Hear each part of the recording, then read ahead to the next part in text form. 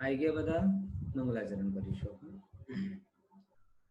मोक्षमार्गस्य नेतारं वेत्तारं कर्मभूगतां यातारं विश्वतत्त्वानां वन्दे तद्गुणलब्धये।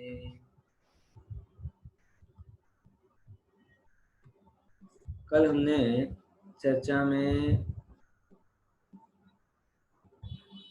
कुछ बात जो मुख्य रूप से ली थी वो ये थी कि ज्ञान के प्रामाणिकता क्या होती है, और ज्ञान की प्रामाणिकता में इस बात का विचार किया था कि जो भी ज्ञान है वो ज्ञान प्रमाण है।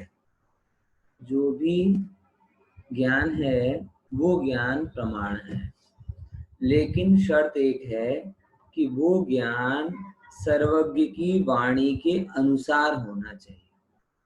बराबर, यानी ऐसा ना हो कि मैंने जो जाना सो प्रमाण, तुमने जो जाना सो प्रमाण, जिसने जो जान लिया सब प्रमाण हो गया। तो बोले ये बात ठीक नहीं है।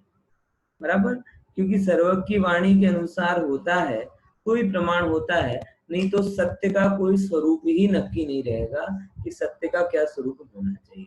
बराबर, ये सब बातों पर हमने चर्चा की थी। फिर थोड़े आगे बढ़े थे और आगे बढ़ने पर नए और प्रमाण के बीच का एक सामान्य अंतर समझा था, और ये भी समझा था कि संशय ज्ञान क्या होता है, विपर्य ज्ञान क्या होता है, और अनध्यवसाय क्या होता है। विचारणीय बात यह है कि संशय, विपर्य और अनध्यवसाय, इन तीनों में जो कभी मोक्ष को नहीं पाएगा वो है अनध्यवसाय वाला। आजकल सबसे ज्यादा प्रजाति अनध्यवसाय वालों की ही है। लोगों को दुनिया भर का सब ज्ञान चाहिए, दुनिया भर का सब ज्ञान चाहिए है, लेकिन धर्म का कोई ज्ञान हो। बोले धर्म में तो भैया देखो, जो ज्यादा पढ़ना नहीं, जितने ज्यादा पढ़ोगे उतनी ज्यादा दिक्कत होगी। तो जो ये एटीट्यूड है ये धर्म के प्रति उपेक्षा का दृष्टिकोण है। बहुत सारे लोग ऐसा कहते हैं कि धर्म में सुविचारवानु होए, जे कोई कहे બધું કરી લેવાનું હોય, વધારે જાણવા જાઓ, વધારે ઘૂસો તો વધારે प्रॉब्लम था। ये जो एटीट्यूड है ये अनध्यवसाय वाला एटीट्यूड है, अरुचि का है। जिनवाणी का सबसे बड़ा अपमान जिनवाणी के प्रति अरुचि है। इसीलिए मैं आप सब लोगों से निवेदन करता हूं कि आप और किसी जगत की चीजों में अनध्यवसाय वाले बने कि ना बने। मैं एक बार, मेरे मित्र ने मेरे से पूछा कि कोरोना का क्या अपडेट है, तो मैंने कहा मैं कोरोना के विषय में अनध्यवसायी हूँ। क्या हूँ? अनध्यवसायी हूँ। मतलब मैंने कितने दिनों से न्यूज पर कोरोना की खबर नहीं सुनी, मैंने कितने दिनों से न्यूज़पेपर में उसके बारे में कुछ पढ़ा नहीं, और इंटेंशनली मैं बहुत ज्यादा उस पर चर्चा नहीं करना चाहता। क्योंकि गजब है, लोग ऐसे हैं जो 8-8 घंटे न्यूज देखते हैं कोरोना की। अब कोरोना के विषय में जिनको इतने जानने की इच्छा है, वही जीव जिनवाणी के विषय में अनध्यवसाय वाले हो जाते हैं, बहुत नहीं जानना। तो इसीलिए मैं कहता हूँ अनध्यवसायी मत बनो। दूसरे नंबर क्या कहा? विपरीतता। अनध्यवसाय से बुरा क्या है? विपरीत। अनध्यवसाय से थोड़ा कम बुरा विपरीतता है, कि जो तत्व को समझने जा रहा है लेकिन समझने में भी थोड़ी बहुत कमी रह जाती है तो विपरीत जान लेता है। विपरीत जानने वाले ने विपरीत जाना ये तो बुरा है, लेकिन एटलीस्ट उसने जानने का प्रयास किया, उसने जानने की कोशिश की। इस एंगल से उसको अनध्यवसाय से बेटर कहा। और तीसरे नंबर की बात आती है संशय, जो विपरीत से भी थोड़ी अच्छी है, क्योंकि अभी उसने विपरीत का निर्णय नहीं किया, अभी वह उसने विपरीत का निर्णय नहीं किया, संशय में है तो सही तक भी जा सकता है। और इन सबसे श्रेष्ठ होता है जिसे हम प्रमाण ज्ञान कहते हैं, वह है सम्यक ज्ञान। ठीक है ना? तो 3 प्रकार के ज्ञान के दोष होते हैं, संशय, विपर्य और अनध्यवसाय। इन 3 विकार के विषयों में हमें कोशिश ये करनी चाहिए कि तीनों प्रकार के विकारों से, दोषों से रहित होकर जो यथार्थ सम्यक ज्ञान है वो हमें प्राप्त हो। अपन अब थोड़ी सी चर्चा आगे बढ़ाते हैं और उसके बारे में जो नई चर्चा है उसको अपन जोड़ देते हैं। देखो, 2 चीजें कहीं आज की थोड़ी चर्चा है ना, वो थोड़ी प्रमाण और नए वाली है, थोड़ी सी आपको समझना पड़ेगा। न्याय दीपिका वालों को थोड़ा सुलभ रहेगा, जिन्होंने न्याय मंदिर पढ़ा है उनको थोड़ा सरल रहेगा, जिन्होंने न्याय मंदिर नहीं पढ़ा उनको मैं संक्षेप में समझाने की कोशिश करूंगा, डिटेल में नहीं जाऊंगा। देखो, प्रमाण भी दो प्रकार के हो रहे हैं, प्रमाण दो प्रकार के हो रहे हैं। एक प्रमाण होता है स्वार्थ प्रमाण और दूसरा होता है परार्थ प्रमाण। स्वार्थ प्रमाण मतलब सेल्फिश प्रमाण नहीं लेना, और परार्थ प्रमाण मतलब पारमार्थिक प्रमाण नहीं लेना। यहाँ स्वार्थ और परार्थ की व्याख्या बहुत अलग टाइप की है। कैसी है कि जहां पर कोई ज्ञान का निर्णय, जहां कोई ज्ञान का निर्णय स्वयं करता है वो कहलाता है स्वार्थ प्रमाण। बराबर समझ में आया? जहां पर कोई ज्ञान का निर्णय स्वयं करता है तो कहलाता है स्वार्थ प्रमाण, और जब किसी ज्ञान का निर्णय दूसरों के लिए कराया जाता है वो कहलाता है परार्थ प्रमाण। देखो इसको समझना, स्वार्थ मतलब स्वयं के लिए, परार्थ मतलब दूसरे के लिए। फॉर एग्जाम्पल मैं आपको बताता हूँ, आपके घर में छोटे छोटे बच्चे जैसे वेदांश है, वेदांश अभी वेदांश को इस बात का पता नहीं है कि गरम क्या होता है, उसे ये पता नहीं है कि शार्पनेस क्या होती है, चाकू की नोक क्या होती है, वगैरह वगैरह, जो जो भी इलेक्ट्रिसिटी क्या होती है, कांटे क्या होते हैं। इसीलिए वो जो भी चीज लेता है उसे खा लेता है, दबाता है, खाना चाहता है, टच करना चाहता है। तो हम उसके लिए कहते हैं, जैसे कि वेदांश बोले ना, आग पकड़ने जाए ना तो बोलता ताता, तो ये ताता क्या हुआ? ये ताता परार्थ प्रमाण है। बराबर, भागी जैसे, घा थई जैसे, बम थई जैसे, ये शब्द हम क्या कर रहे हैं? हम वचनों के द्वारा उसे उस खतरे को बताते हैं।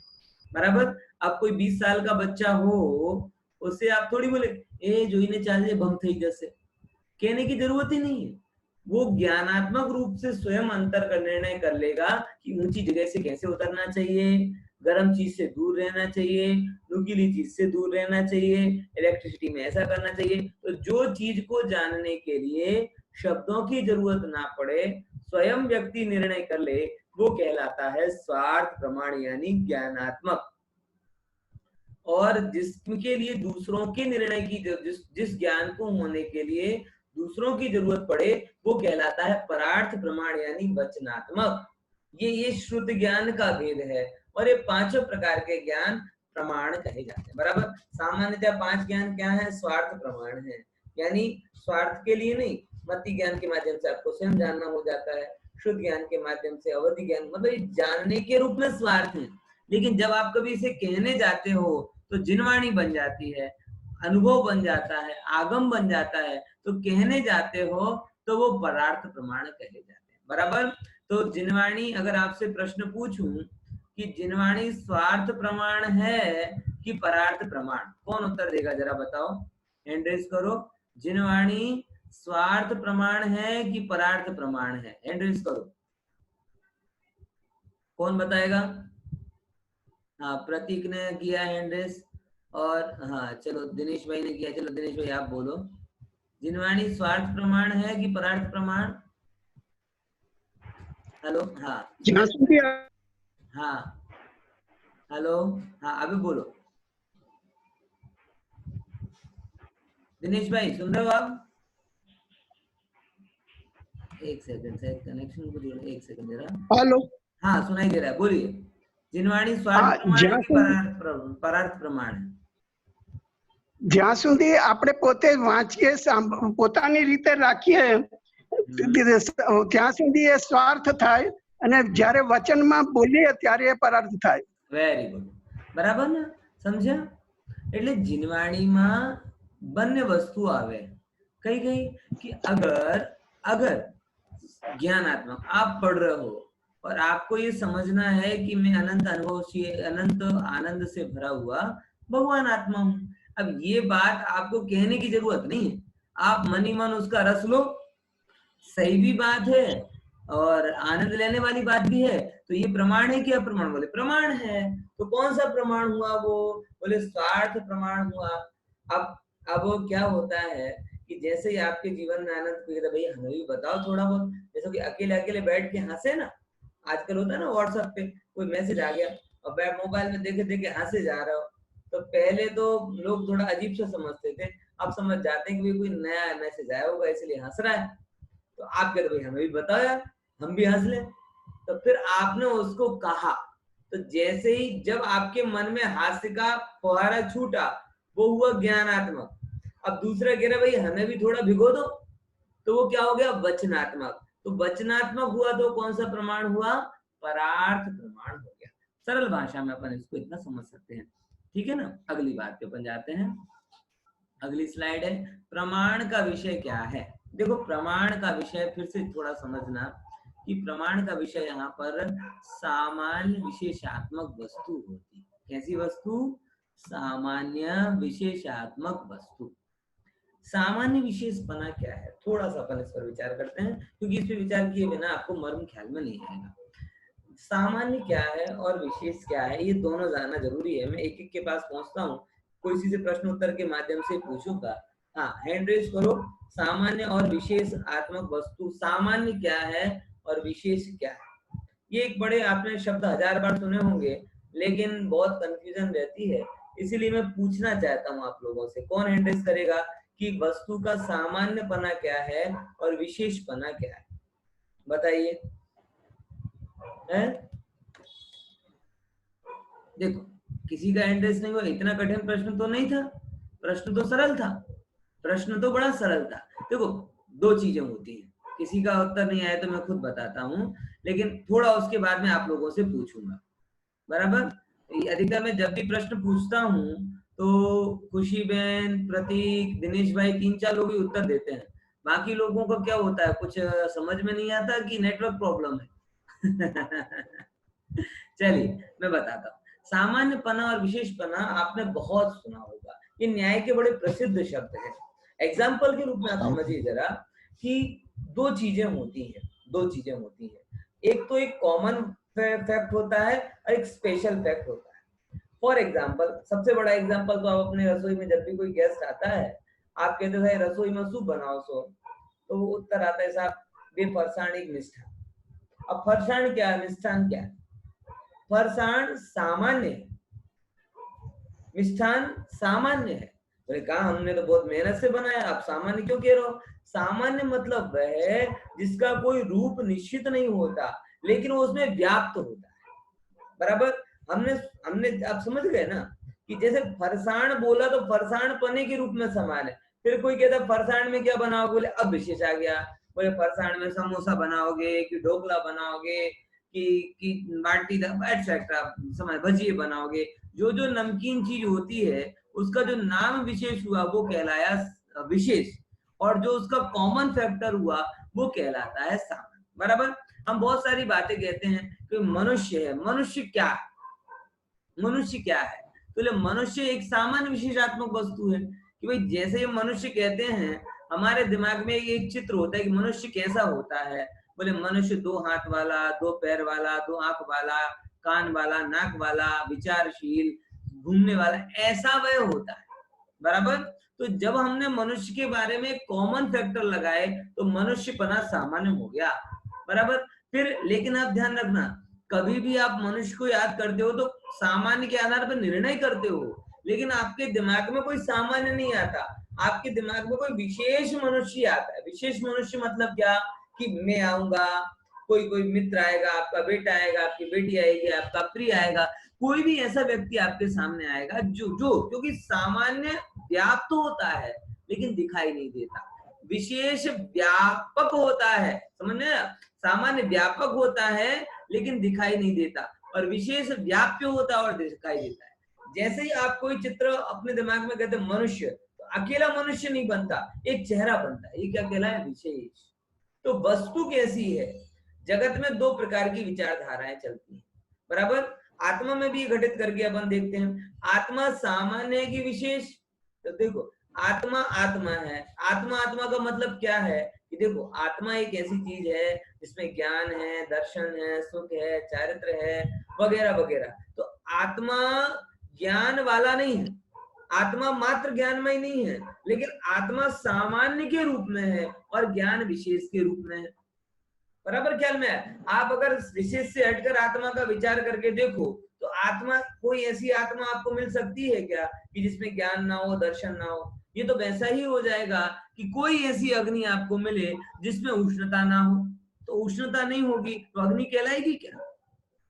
आप बोलो कि साहब हमें मीठा खाने का तो शौक है, शक्कर खाने का शौक है, लेकिन डायबिटीज भी है, तो ऐसी शक्कर लाओ जिसमें मिठास ना हो। तो विशेष अगर आपने चाहा तो सामान्य हो गई, और सामान्य आपने चाहा तो विशेष हो गई। जगत में ये बात बड़ी सरल सी है, लेकिन दुनिया में बहुत सारी ऐसी विचारधाराएं हैं जो ये कहती हैं कि वस्तु या तो सामान्य होती है या विशेष। जैन धर्म कहता है वस्तु सामान्य विशेषात्मक होती है। कैसी होती है? कि सामान्य भी और विशेष भी। उसको थोड़ा अपन समझते हैं। अर्थात द्रव्य और गुण, द्रव्य पर्याय स्वरूपी पदार्थ है। इसको थोड़ा समझना। वस्तु के अंदर तीन चीजें होती है, द्रव्य, गुण और पर्याय। तो द्रव्य, गुण, पर्याय में से फिर से मैं प्रश्न करता हूं, क्योंकि ये चीज को अगर आप जितनी चर्चा करेंगे उतनी क्लियर होगी। द्रव्य, गुण, पर्याय में से कौन सामान्य है और कौन विशेष? द्रव्य, गुण, पर्याय तो बड़ा सरल सा प्रश्न है।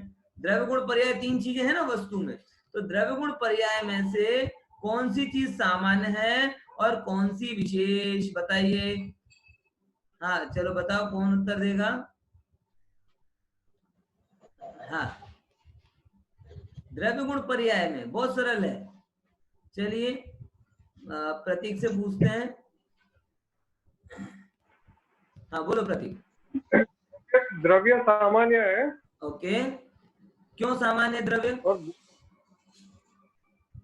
क्योंकि वो सब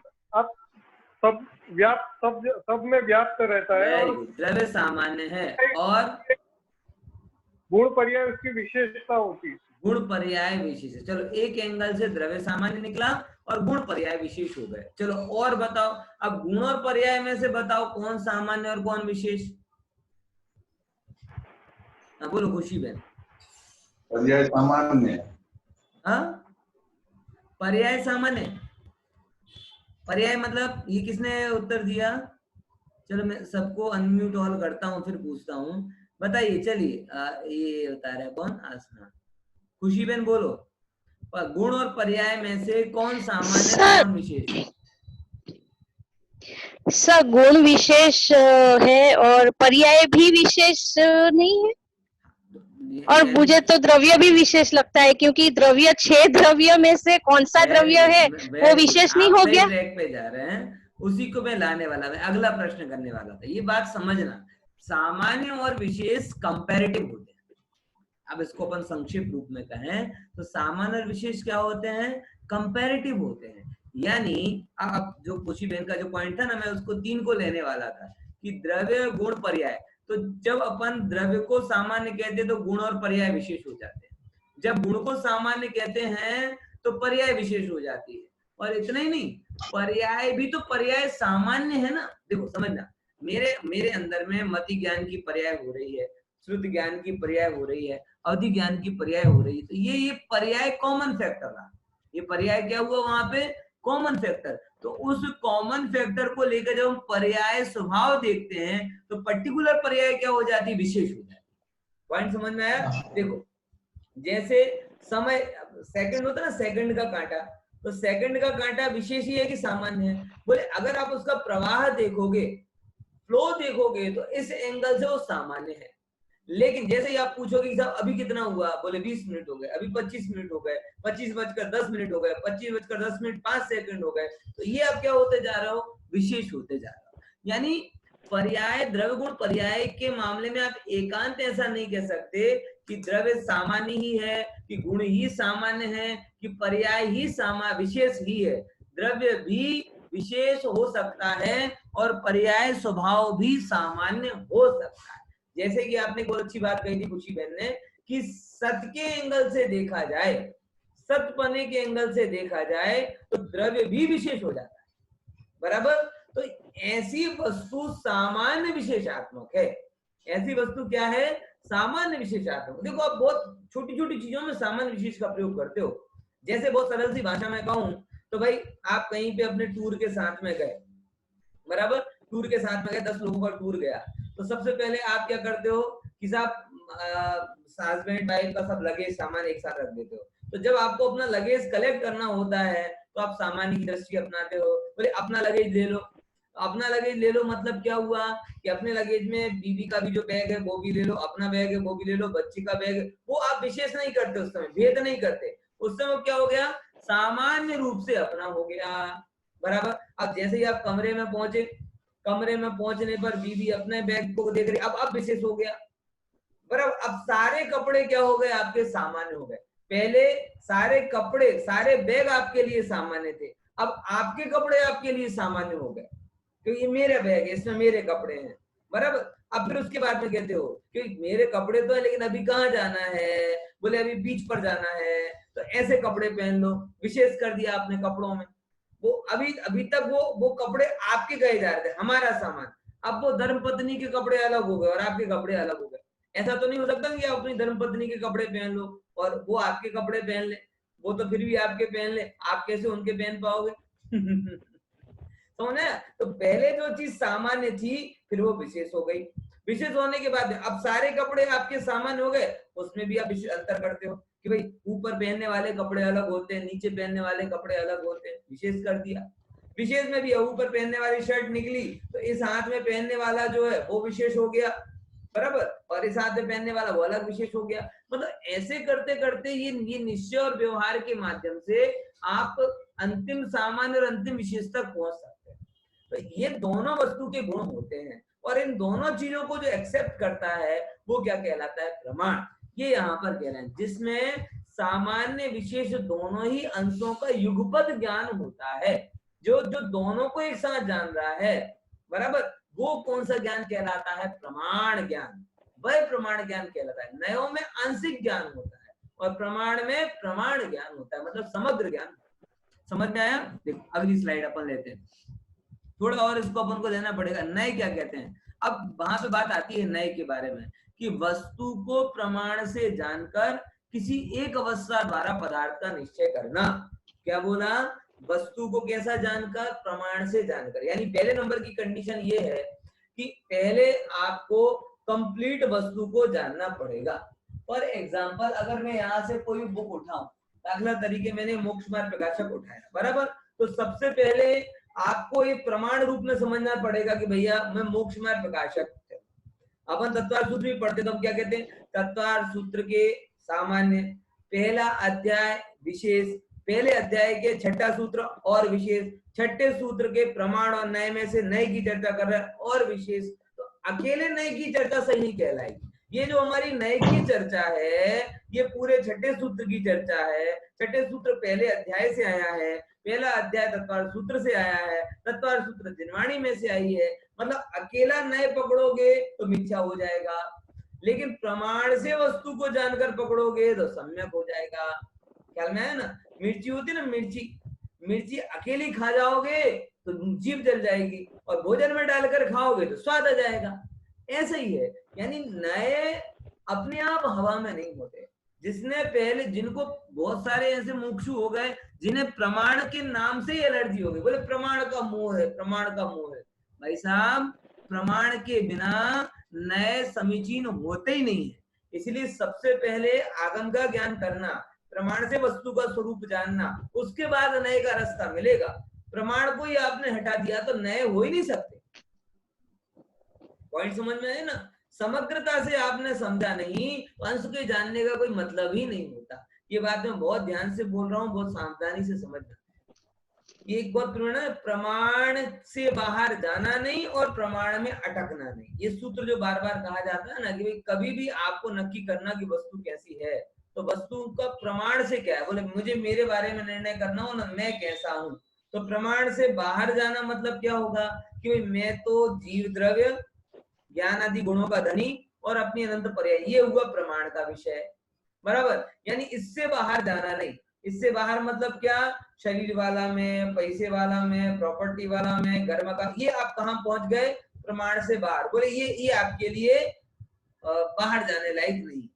समझ में आया? तो प्रमाण से बाहर जाना नहीं और प्रमाण में अटकना नहीं। मतलब जो प्रमाण से आपने जान लिया कि मैं आत्म एक एक जीव वस्तु द्रव्य गुण पर्याय वाला हूँ, बोले इससे सम्यक दर्शन नहीं होगा। क्या करना कि उसमें जो प्रयोजन भूत है ऐसे अपने स्वरूप की दृष्टि रखना, वो शुद्ध नहीं का पक्ष रखना, तब जाके आप आत्मा तक पहुंच पाओगे। बराबर। जैसे आप कैरी खा लेते हो तो कैरी लेते हो तो बाकी की एक्स्ट्रा चीजों को हटा देते हो, बराबर। प्रमाण की बाहर की चीजें जो होती है ना, अगर कोई आपको कैरी दे और बहुत सारे डंठल दे दे, केले लेने आप जाओ ना और केले के साथ वो डंठल भी दे दे तो आप नहीं लोगे, क्योंकि प्रमाण से बाहर हो गया। समझे? तो प्रमाण से बाहर जाना नहीं और प्रमाण में अटकना नहीं। तो पहले नंबर का क्या पॉइंट दिया कि वस्तु को प्रमाण से जानकर किसी एक अवस्था द्वारा पदार्थ का निश्चय करना। आप लोगों ने एक बहुत प्रसिद्ध चित्र देखा होगा। कौन सा चित्र? 6 अंधों का, बहुत प्रसिद्ध चित्र है।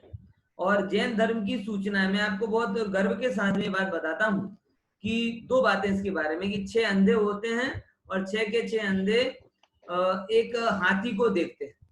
अब एक आंख वाला व्यक्ति है, वो हाथी को देख रहा है और अंधे व्यक्ति हाथी को देख रहे हैं। तो आपने वो कहानी में पढ़ा होगा कि जो अंधा व्यक्ति है वो हाथी के पैर को देखता है और हाथी के पैर को देखकर वो कहता है कि हाथी तो खंबे के जैसा होता है, बराबर। दूसरा, हाथी की पूंछ को पकड़ता है और पूंछ को पकड़कर कहता है कि हाथी तो रस्सी के जैसा होता है। तीसरा, हाथी के पेट को टच करता है और पेट को देखकर कहता है कि हाथी तो दीवार के जैसा होता है। कोई कान पकड़कर कहता है कि हाथी तो सूपे के जैसा होता है। कोई दांत पकड़कर कहता है कि हाथी तो किसी भाले के जैसा होता है। सब लोगों ने क्या किया, अलग अलग एंगल से, किसी ने हाथी को दीवार के जैसा, किसी ने रस्सी के जैसा, किसी ने खंबे के जैसा, किसी ने सूपे के जैसा, सब ने अपने अपने हिसाब से उसका वर्णन किया। किसका वर्णन गलत है? किसी का नहीं, क्योंकि सबने जो वर्णन किया एक अवस्था के द्वारा किया, तो गलत किसका नहीं। अब दूसरा प्रश्न करना, तो क्या हाथी दीवार बन गया? तो क्या हाथी खंबा बन गया? तो क्या हाथी सूपा बन गया? तो क्या हाथी पूंछ बन गया? क्या रस्सी बन गया? क्या बन गया? बोले हाथी तो हाथी रहा। आंख वाला जो होता है वो आंख वाला पूरे हाथी को जान रहा है और वो पूरे हाथी को जानकर ही निर्णय करता है कि वास्तव में हाथी तो हाथी है, हाथी में बदलाव नहीं हुआ है। लेकिन उसको एक एक एंगल से जानने वाले अपने अपने हिसाब से बात किया। ये पेटेंट है जैन धर्म का। आपको ये जानकर आश्चर्य होगा कि दिल्ली का जो अक्षरधाम है ना, अक्षरधाम, उस अक्षरधाम में बहुत सारी कलाकृतियां बनी हुई है और उन कलाकृतियों में जो एक बहुत बढ़िया शिल्प बना हुआ है वो इस चित्र का बना हुआ है। कौन सा? कि 4 अंधे और हाथी का। और दूसरे नंबर की बात, जो एपीजे कलाम साहिब की एक बुक है जिसमें जो प्रमुख स्वामी के नाम पर उन्होंने लिखी है, डेडिकेट की है, वो प्रमुख स्वामी से इस बात पे चर्चा करते हैं कि मैंने आपकी प्रशंसा इसके लिए की क्योंकि आपने ये चित्र बनवाया है। स्वामी नारायण के प्रमुख स्वामी, स्वामीनारायण के प्रमुख स्वामी के साथ में एपीजे कलाम साहब के जो एक डायलॉग हुआ, जो एक चर्चा है, वो उनकी बुक में छपी थी, मैं पढ़ रहा था। तो उन्होंने कहा कि मैं इस चित्र से प्रभावित होकर आपके पास में आया। और एक्चुअल में ये चित्र किसका है? ये जैन धर्म का है। यानी आज अनेकांतवाद, नयवाद और प्रमाणवाद अगर पूरी दुनिया में कहीं पर स्पेशली बताए गए हैं तो जैनिज्म में। तो नए के मामले में आप ये बात समझना कि पहले से ही आचार्यों ने कहा है कि भाई नए एक एंगल से कहा हुआ कथन है और प्रमाण सर्व एंगल से है। तो प्रमाण से जो वस्तु को जानता है, जिसने हाथी को पूरा जाना हो, वही सही प्रकार से वस्तु को समझ सकता है। अब हमारे दिमाग में हाथी की पूरी छवि है, इसीलिए कोई ऐसा कह दे कि हाथी दीवार के जैसा होता है तो हम कंप्लीट समझते हैं कि हाथी के अंदर एक पेट होता है और पेट को टच करोगे तो कैसे लगेगा वो दीवार। हमारे दिमाग में भ्रांति नहीं होती। लेकिन जो जन्मांध व्यक्ति है, जन्मांध व्यक्ति के सामने अगर कोई ये कह दे कि हाथी दीवार के जैसा होता है तो अपने दिमाग में एक चित्र बना लेगा कि कोई हाथी है जो चाइना की दीवार के जैसा होता है। उसका ज्ञान गलत हो जाएगा क्योंकि उसने पूरे हाथी को नहीं जाना, मात्र अंश को जाना। कोई अगर ऐसा बोल दे कि हाथी रस्सी के जैसा होता है तो जन अंधा व्यक्ति आने तो हाथी को, ऐसे जैसे रस्सी को घुमा के फेंक देते हैं वैसे हाथी को घुमा के फेंक देंगे। लेकिन वो भूल गया कि वो रस्सी के जैसा मात्र पूछ के एंगल से है, पूरी तरीके से नहीं। बात समझ में आ रही कि नहीं आ रही? इसीलिए जिसने प्रमाण से समझा हो वही नए के कथन का मर्म समझ पाता है। जिसने प्रमाण से ही ना समझा हो वो व्यक्ति नए के कथन का मर्म समझ नहीं पाता, कभी भी नहीं समझ पाएगा। चाहे वो निश्चय ने समझ ले, चाहे व्यवहार ने समझ ले। निश्चय व्यवहार समझने से पहले उसे ये समझना पड़ेगा कि वास्तविक रूप में वस्तु कैसी है, और जब वो वास्तविक रूप में वस्तु को समझेगा तब जाकर सही नए अप्लाइड कर पाएगा। नहीं तो बहुत सारे लोग होते हैं जो ऐसी भ्रांति उनके मन में पड़ी जाती है, बोले आत्मा ऐसा हो, देखो पर्याय तो ऊपर ऊपर रहती है, द्रव्य तो स्थिर रहता है, तो अपने दिमाग में समुद्र की भांति वस्तु को तो समझता नहीं है। बोलती पर्याय के दो पोर्शन होते होंगे, एक पोर्शन में ऊपर नीचे होता है, दूसरी एज इट इज रहती है। भाई साहब ऐसा नहीं है। गुणों की पर्याय जब जिस रूप परिणमित होती है वो कंप्लीटली होती है, ऊपर नीचे का ऐसा भेद नहीं पड़ता। समझे? अब वो वचनामृत पड़ेगा वैसे कि भगवान आत्मा तो ऊंडो ऊंडो विराजमान होए छे, तो अपने मन में कल्पना कर लेते हैं गुफा होती है, उसके ऊपर दूसरी चीजें होती है, अंदर में अलग चीज होती है। ये गलत है। ऊंडा ऊंडा मतलब इसका ये नहीं कि कोई गुफा के जैसा आत्मा छिपा हुआ है। आत्मा तो सर्वत्र व्याप्त है, गुफा में छिपा हुआ ऐसा नहीं है। लेकिन वो जो नए प्रमाण से नहीं समझता ना, वो नए के कथनों को भी नहीं समझता। इसलिए सबसे पहले क्या करना, आगम से वस्तु कैसे निर्णय करना, बराबर। तो वस्तु को प्रमाण से जानकर किसी एक अवस्था द्वारा पदार्थ का निश्चय करना क्या कहलाता है, नए कहलाता है। समझ में आया? देखो अगली स्लाइड पर चलते हैं। वस्तु सामान्य विशेषात्मक है, अर्थात द्रव्य पर्याय स्वरूपी, ये अपन ने चर्चा की, जिसमें वस्तु के सामान्य अथवा विशेष अंश का ज्ञान होता है, वह नए ज्ञान है। नया ज्ञान नहीं है, नए ज्ञान है। देखो वस्तु के किस अंश का, आप कोई भी फोकस कर लो, चाहे द्रव्य अंश का लो चाहे पर्याय अंश का लो, लेकिन जिसमें किसी भी अंश का विशेष ज्ञान हो रहा है वो कौन सा कहलाता है, नए ज्ञान। क्योंकि नए कहलाता ही क्या है, वस्तु के एक देश ज्ञान को नए ज्ञान कहते हैं। समझ में आया? वस्तु के एक देश ज्ञान को कौन सा ज्ञान कहते हैं, नए ज्ञान। वो सामान्य भी हो सकता है और विशेष भी हो सकता है, बराबर। देखो अगली स्लाइड पे अपन जाते हैं। एक बहुत अच्छी बात आती है कि नए भी दो प्रकार के होते हैं, सापेक्ष नए और निरपेक्ष नए। अब बोले ये क्या शब्द हुए? सापेक्ष नए और निरपेक्ष नए का मतलब समझना कि जब आप इस एंगल से बात करते हो, जब भी आपके कथन में क्लियर होता है कि ये बात इसलिए है, तब वो सापेक्ष कहलाती है। और जब आपके नए अंदर में क्लियर ही नहीं है कि बात क्यों आई है, अथवा आप अपनी बात को स्वीकार कर रहे हो, दूसरे की बात को स्वीकार ही नहीं कर रहे हो, तो कहलाता है दुर्नय। निरपेक्ष नए दुर्नय होते हैं। निरपेक्ष नए मतलब कोई एक एंगल, जगत में एक बहुत बड़ा हमारे अंदर में पूर्वाग्रह पड़ा हुआ रहता है। पूर्वाग्रह पड़ा रहता है। देखो पूर्वाग्रह और समीक्षा क्या कहलाती है। आप किसी से बात करो और बात करने पर कई बार लोग कहते हैं आ खोटो मानस है, और कई बार क्या कहते हैं, प्रवचन सुनते हैं ना, बोलते हैं प्रवचन बहुत अच्छे हुए। तो मैं दोनों में प्रश्न करता हूँ। मैं कहता हूँ किसी ने आपने किसी से कहा कोई एक खोटा व्यक्ति है, तो पूछता भाई क्या गलत है इसका, क्या गलत है इसका, आप विचार ना, क्या गलत, कुछ गलत आपको पता चला, किस अपेक्षा से आपने गलत बोला ना। अब कपड़े खराब पहनता है तो कपड़ा खराब होना है खोटे मानस की निशानी है? नहीं, ये तो फलाना करता है, ये तो ऐसा करता है, ये तो वैसा करता है। बात समझ में आ रही है? अगर आप किसी भी चीज को आप खोटा कह रहे हो तो आपकी एक अपेक्षा क्लियर होनी चाहिए, इसके कारण से खोटा है। और ऐसे सबसे बड़ी हंसी तो तब आती है जब 8-10 दिन तक लोग प्रवचन सुनते हैं पर्यूषण में, और सब लास्ट का बखान होता है, बोले पंडित जी ने बहुत बढ़िया प्रवचन किए, बहुत बढ़िया प्रवचन किए, बहुत अच्छा लगा, बहुत अच्छी बातें बताई। तो अगर बीच में उनको रोक के पूछ लिया जाए बहुत अच्छी बातें बताई, तो एक आध बात हमें भी तो बताओ, हम तो भूल गए सब, वो पता नहीं है लेकिन सब अच्छा लगता है। तो जिसके पास ना अच्छा कहने का कोई कारण हो ना बुरा कहने का कारण हो, तो उसका वो आंशिक ज्ञान भी सही ज्ञान नहीं कहलाता, वो ज्ञान भी निरपेक्ष होता है, इसीलिए वो नए खोटा है। और जिसके ज्ञान में सापेक्ष बना कि इस पर्टिकुलर पॉइंट ऑफ व्यू से ये चीज ऐसी है, कोई वो सम्यक कहलाता है। बात समझ में आ रही कि नहीं आ रही? आप किसी के प्रति प्रिजुडाइज मत हो, विवेकी हर एक के प्रति रहो। प्रिजुडाइज वाला सामने वाले की बात ही नहीं सुनता और बोलता नहीं तुम तो गलत ही होते हो, और जो विवेकी होता है वो सामने वाले की बात सुनता है, उसकी अपेक्षा विचारता है और उसके बाद में कह रहे हैं ना ना इस एंगल से तुम्हारी बात सही है और इस एंगल से गलत। आपसे बोलता हूँ बहुत विचारिएगा, किसी भी जल्दी एकदम निर्णय पर मत पहुंचो, अच्छा है या बुरा है इतनी जल्दी की कोई जरूरत नहीं है। पहले तो अच्छा बुरा लगाने की जरूरत नहीं है, लेकिन अगर आपका मन नहीं मानता हो तो तार्किक रूप से अच्छा बुरा लगाओ। और रामलाल कह रहा है इसलिए अच्छा है और श्यामलाल कह रहा है बुरा है, ये बात बराबर नहीं है। मुझे इस बात पे बड़ा आश्चर्य होता है कि हम लोग पूजते भगवान महावीर को है और मानते घसीटा राम की। समझ में आया कि नहीं? महावीर भगवान को पूजते हैं लेकिन उनकी बात को मानते नहीं है, और आजू बाजू कोई भी घसीटा राम, आलतू राम, आया राम, गया राम, पढ़ाओ कुछ भी कह के चला जाए उसको सही मान लेते हैं।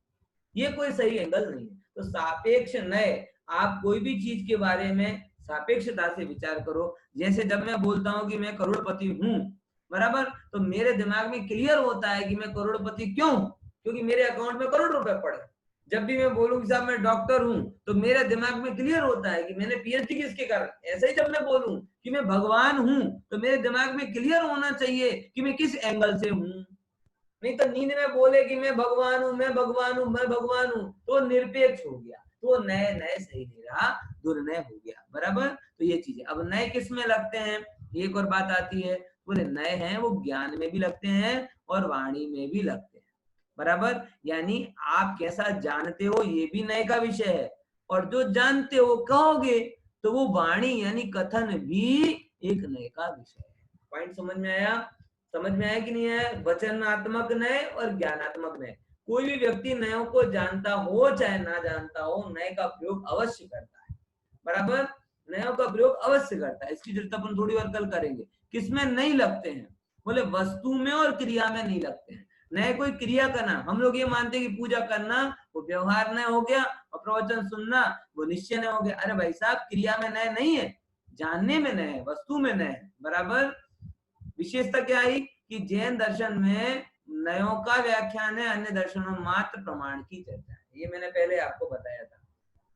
बराबर, कि जैन दर्शन में एकमात्र जैन दर्शन कैसा है जहाँ नए की चर्चा है, बाकी सर्वत्र प्रमाण की चर्चा है। इतनी बात अपन ने की, विशेष चर्चा बात।